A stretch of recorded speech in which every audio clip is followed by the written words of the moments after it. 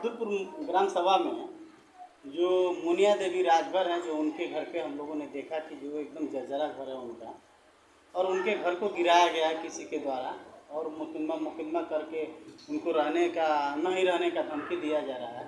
आप इस ग्राम सभा के प्रधान हैं, आप इस पे क्या कहना चाहेंगे? ये कहना क्या है, वो रास्ते का लेकर विवाद चल रहा है और लगभग 1 साल से ये विवाद चल रहा है। और इस विवाद को मैंने ख़त्म करने के लिए बहुत प्रयास किया, मगर वो बड़ा दबंग किस्म का आदमी है, विदेश में उसका भाई काम करता है। कौन, क्या नाम है उसका? राहुल ठाकुर नाम है उसका। एक बड़े जो भाई है उसका अखिलेश ठाकुर नाम है।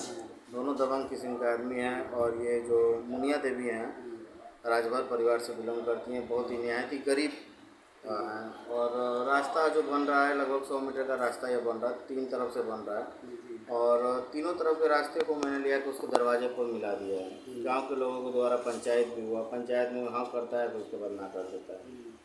थाना भीमपुरा के द्वारा भी कई बार समझाया गया, वहाँ भी बातों को हाँ करके फिर ना कर देता है।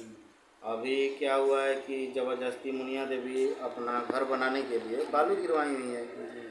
आखिर भाई किसके द्वार पर गिराएंगे? तो उस बालू को ज़बरदस्ती वो हटवाना चाह रहा था। और बालू ना हटने पे क्या किया है वो कि इनके घर को, जब ये घर से बाहर गई हुई थी सुबह 6 बजे करीब में, इनके घर को ये लोगों ने गिराकर लाठी डंडे से, और अपने ही भतीजे को उसमें चोटिल दिखाकर इनसे मुआवजे की मांग कर रहे हैं लोग। ये गरीब निहायती हैं, इनके खाने तक का पैसा नहीं है, मजदूरी कहीं करती आखिर हैं सपोज किसी का। जैसे मान लीजिए कि दोपहर में लोग अपने अपने घरों में रहते हैं, लेकिन दोपहर में वहाँ दीवार के पास सुबह रहने के का टाइम, सुबह मतलब, के टाइम में। हाँ 9-10 बजे सुबह का नहीं नहीं, टाइम, हाँ सुबह 6-7 बजे। 6-7 जी बजे। जी। तो 6-7 बजे उनके दीवार के पास वो कर क्या रहे थे? भाई गिराने का नियत था। उससे पहले भी तहसील पर 2 दिन पहले उसने IGRS डाला हुआ था जी कि इनका बालू हट जाए। जी कॉन्टेक्ट भी हमसे किया गया था, मैंने बताया कि भाई घर बनाने के लिए गिरा हुआ, वो टेम्पररी है, वो हट अच्छा, जाएगा। थोड़ा बहुत चोट भी लगी है, तो ऐसा मालूम चलता है कि वो घर गिराते समय ये सभी लोग थे, भागते हुए, उसी जैसे में कि उसको चोट लगी है। वो चोट ऐसा लगा हुआ है, पैर में हल्का सा लगा हुआ है नीचे में, तो वो भी हो सकता है कि जब वो गिरा रहा होगा, जी